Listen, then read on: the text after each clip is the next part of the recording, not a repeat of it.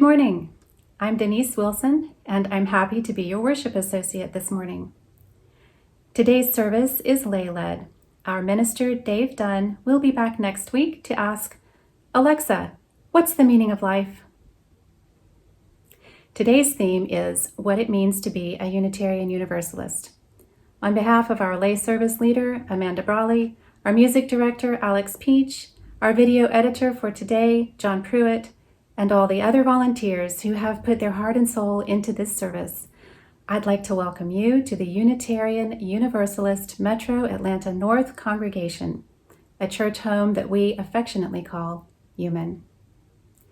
A liberal religious community, UUMAN is a member congregation of the Unitarian Universalist Association. Our open-minded, open-hearted spiritual communities help people lead lives of justice, love, learning, and hope, and our faith and values are exhibited in our 7 principles. UUMAN's mission is to nurture our spirit, strive for justice, and transform the world. UUMAN's vision is to be a vital and visible community for all, bravely working toward the day when social, economic, and environmental justice is a reality.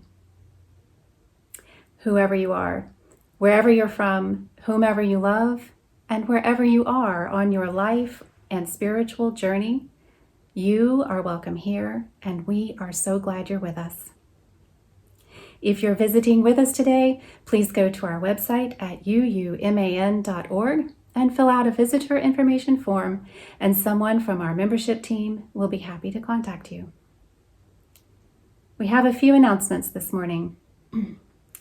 Everyone is invited to the virtual coffee hour after the service at 10:45 on Google Meet.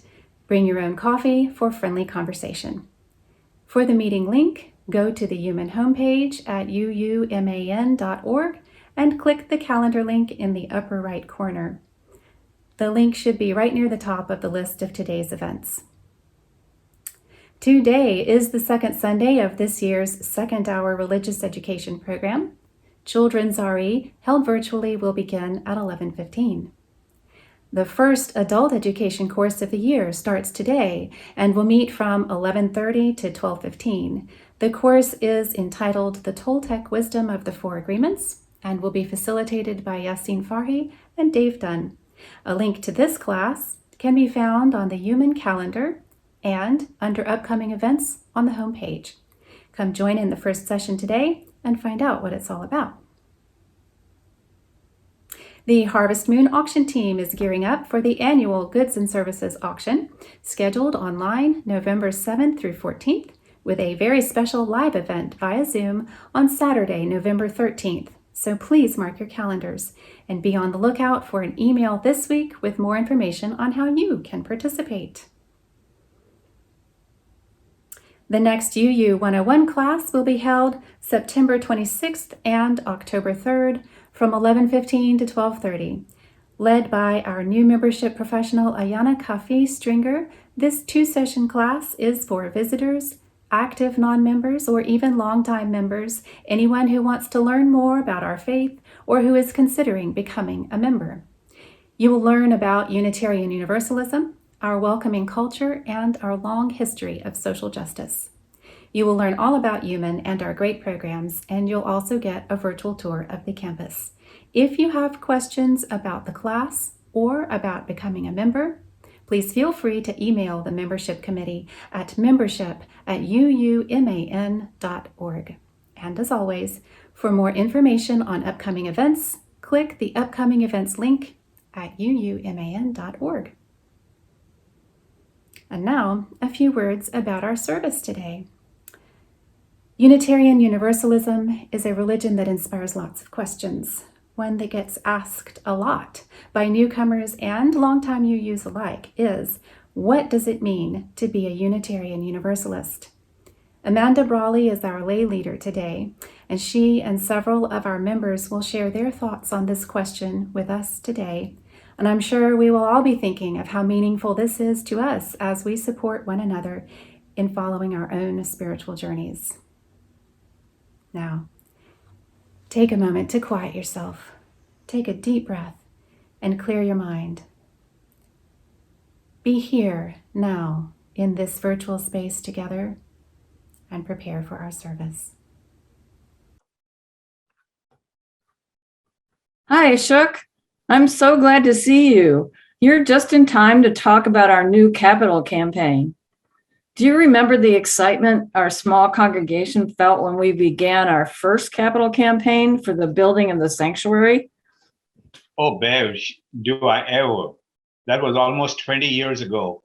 We were young and sprightly, and you were a hottie, and the excitement of that time just continued to grow until we had our first service in the new sanctuary.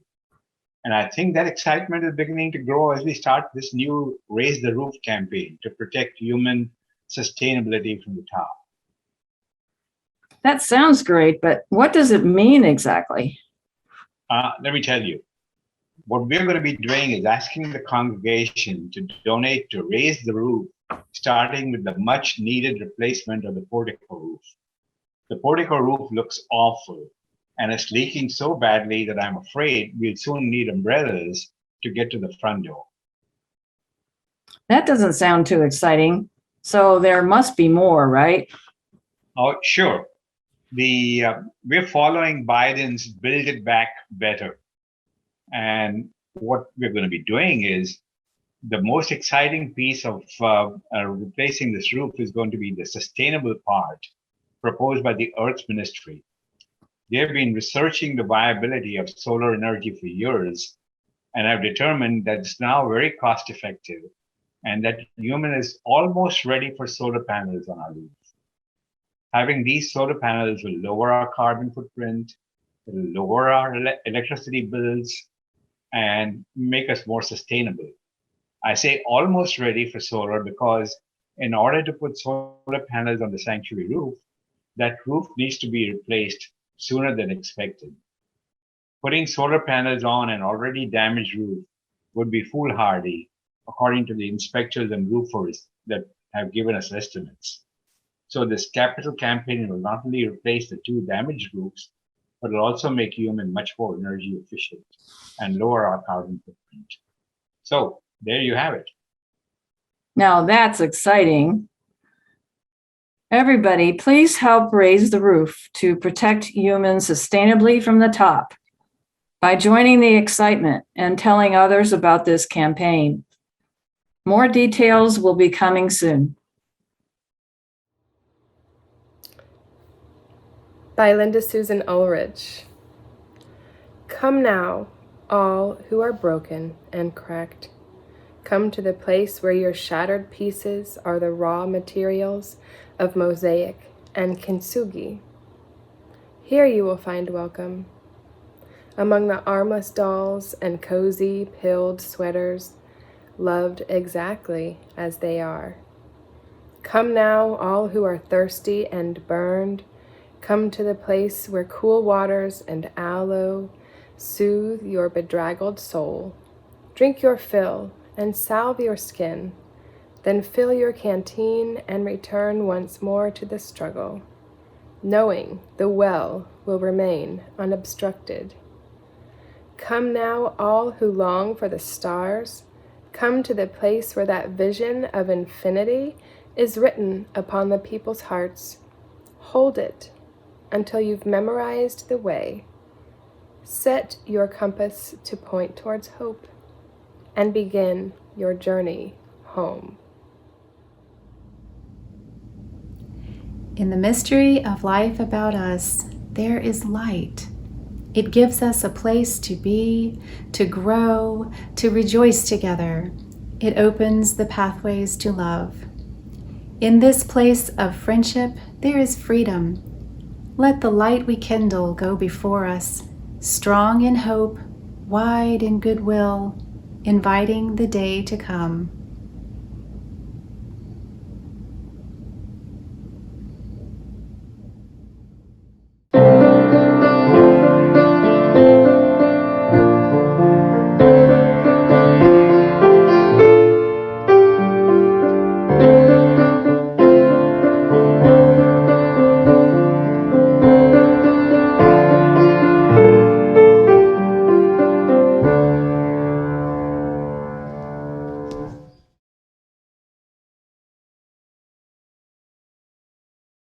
For Wondering Time today, I'm going to talk about something really powerful: hope. And first, I have a question. Have you ever hoped for something? And did the thing you hoped for happen? I think that hope is kind of like an acorn. What do you think an acorn hopes to be someday? An oak tree? Here's why acorns remind me of hope. Now, if I just drop an acorn on the floor and walk away, would it have any hope of becoming an oak tree? No. To become an oak tree, it needs soil, water, air, and sunshine. Like an acorn, our hope needs other things to come to life.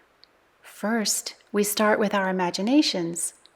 We imagine that thing we're hoping for. Take a moment to close your eyes and imagine something you hope for. Your hopes are like acorns.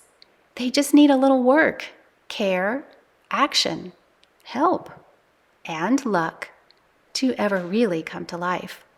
Like an acorn becomes a tree. And here's an important question. Could you ever have an oak tree without first having an acorn? No. In the same way, every great thing anyone has ever done began with hope, with someone's imagination of what could be, plus action to help it grow to life. That's the power of hope.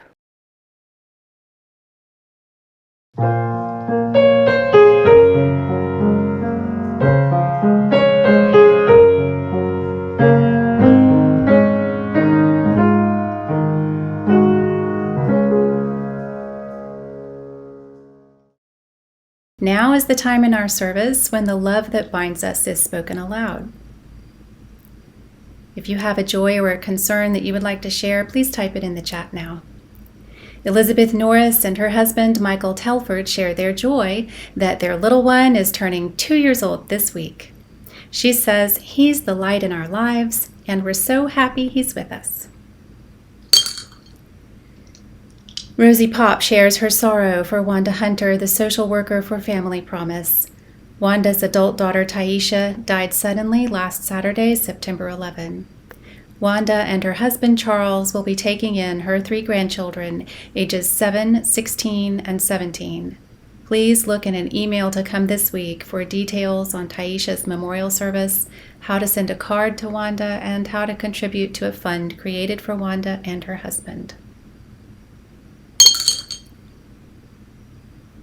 Jennifer Ratcliffe shares her joy this week that her father turns 94 and he's in excellent health and sound mind. And I have a joy to share. Our son Todd and I just completed our chemical monitoring certification with Gwinnett County Water Resources, and we are now official adopters of the stream in our neighborhood with the Georgia Adopt a Stream program, and we can collect and submit data about the health of our local watershed. And now I'll drop one final pebble for all those joys and sorrows still too tender to escape the folds of our hearts. Let us keep one another in our thoughts for the coming week.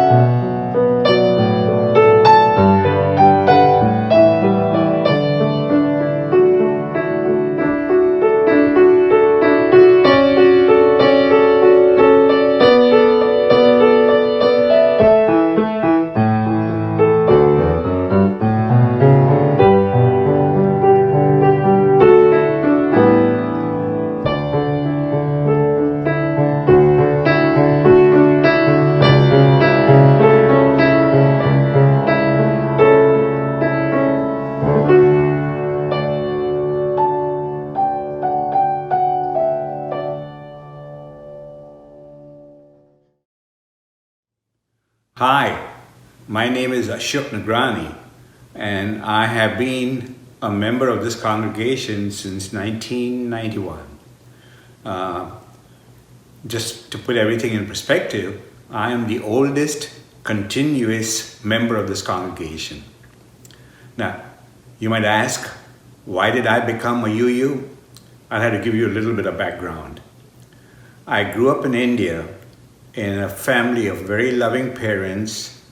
Dad was not very religious, but mom was.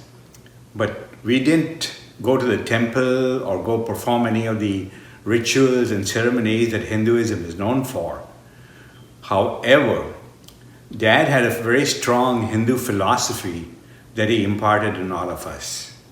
And the Hindu philosophy is that there are three basic tenets of Hinduism. One is you're responsible for everything that you do, good or bad. That all of that gets written into a karmic accounting system. And then finally, fellowship of all human beings. Now, if you think back, fellowship of all human things aligns very, very closely with our Unitarian principles. And so, why did I become a UU? I didn't really set out to become a UU, but when I found UU, I said, man, this is almost like being back in Hinduism. And so I often refer to Unitarianism as Hinduism reformed. One of the main reasons I come to church is fellowship with like-minded people. In my professional life, both before I started my own business and after, very few people feel the way I do. However, here at UUMAN, it goes without saying, everybody has the same feelings, everybody has the same likes and dislikes and beliefs. So I feel very much at home over here. And that's why I'm a UU.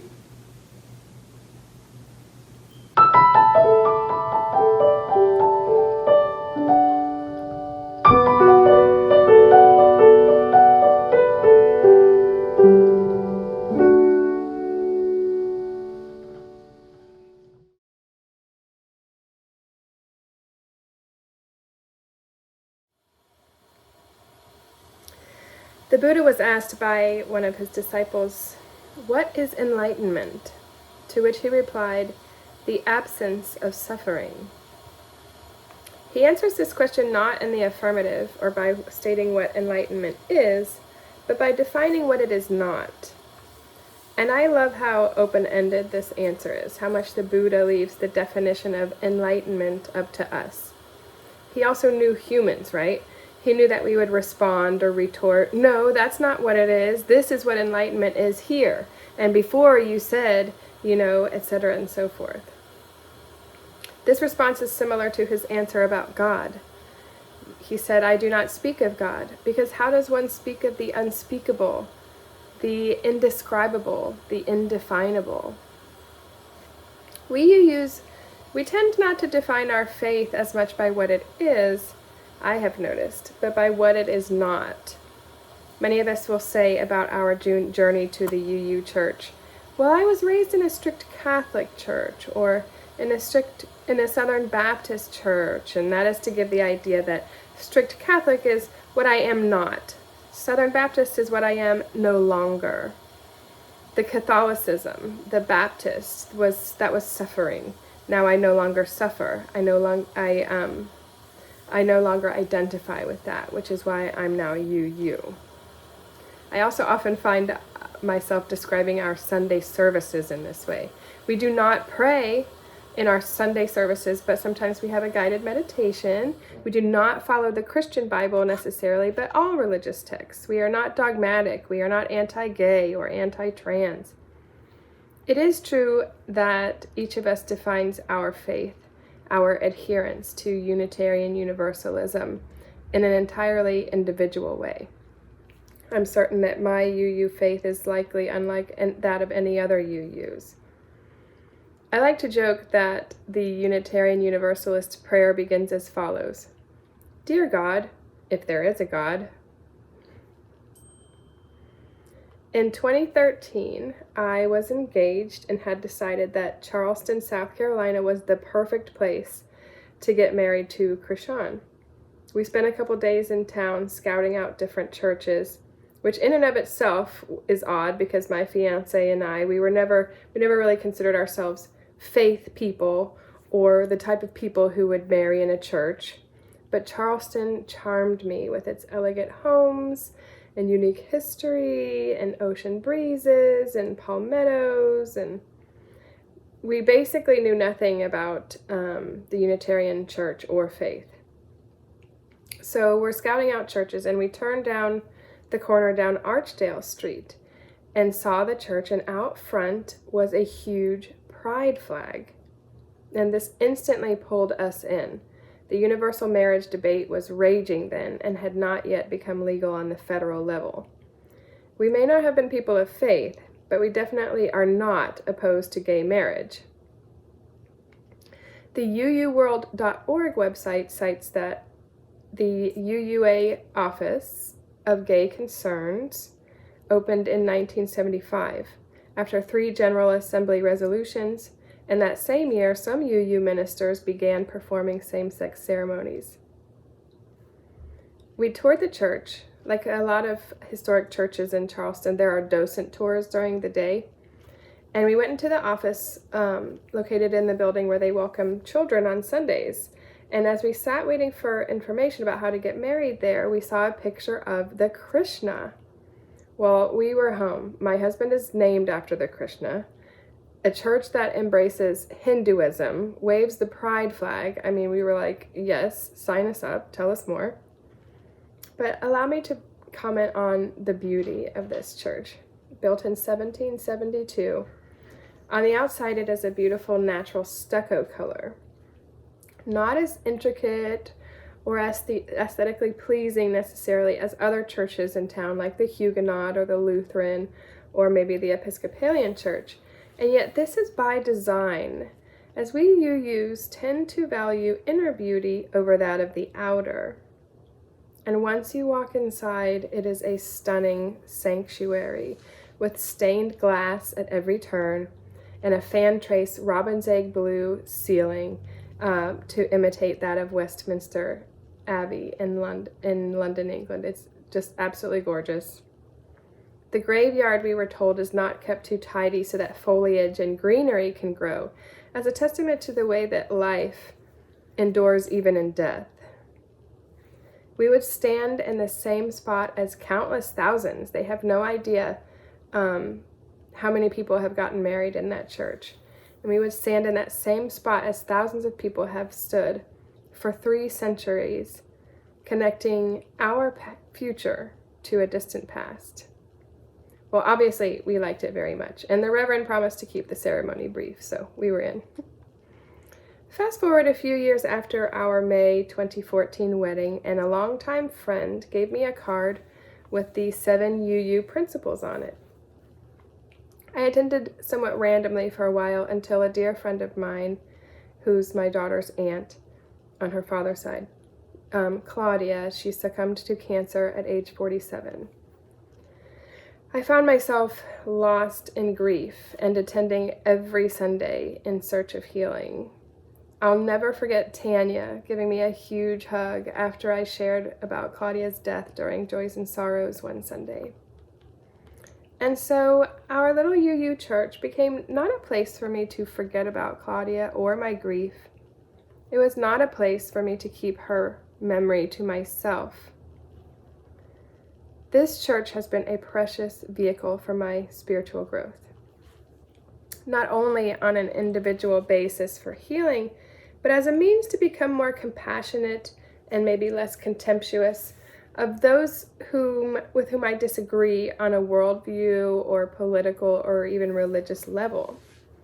That is not to say that I accept injustice within our community or our world with buoyant enthusiasm. UUism is not a tacit acceptance of what is unacceptable, which is exactly what I love about our faith. Yes, faith. UUism is defined not by what it is, but by what it is not. It is not an insistence that we are the only ones on earth with faith, or true faith, while those who have different faiths have none at all. That we somehow have a monopoly on the faith. It is not a political posture that condemns and holds in contempt those with which we disagree. It is not an insistence that we make decisions for others, especially women, concerning their own bodies, according to our faith only. It is not a faith that alludes to ancient texts, such as the Christian Bible, for evidence that homosexuality is a sin. It is not an insistence that we are sinless, that others are sinful. It's definitely not a belief that we are evil beings in an evil world and that we are only set apart from the rest of the eternally damned by a singular faith. It is not an adherence to an idea that this life does not matter, that the suffering on this earth does not matter, and that our only selfish eternal desires in the next life matter. It doesn't mean that the creator of heaven and earth and the universe and everything in between, while being omniscient, omnipotent, and omnipresent, somehow made a mistake and made us evil beings intent on sinning at every chance we get. Our faith does not insist that those who suffer from poverty do so because of their own poor decisions, and therefore must not be aided by government institutions, or programs, or tax policy. It is not a refusal to look at the ways that we, and those around us, uphold the institutions that have kept Black and brown people from enjoying freedom from repression and economic insecurity.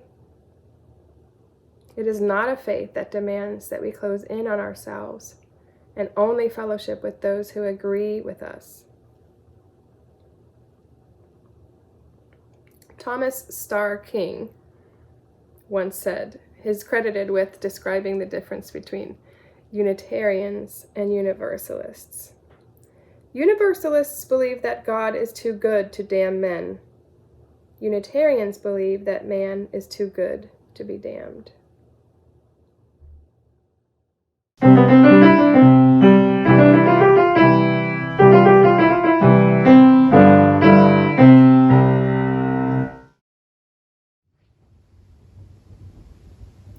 UUMAN is a generous community of people who give of our time, our talents, and our treasure to support the work of UUMAN. This morning's offering will be gratefully received using the Givelify app, or you may visit UUMAN.org and click the Give menu button near the top of the page. Thank you.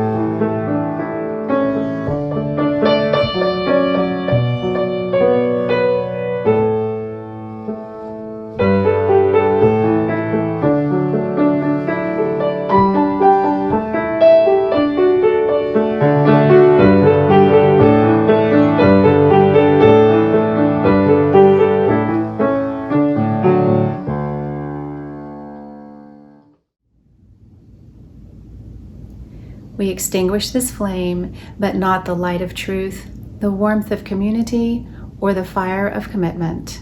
These we carry in our hearts until we meet again.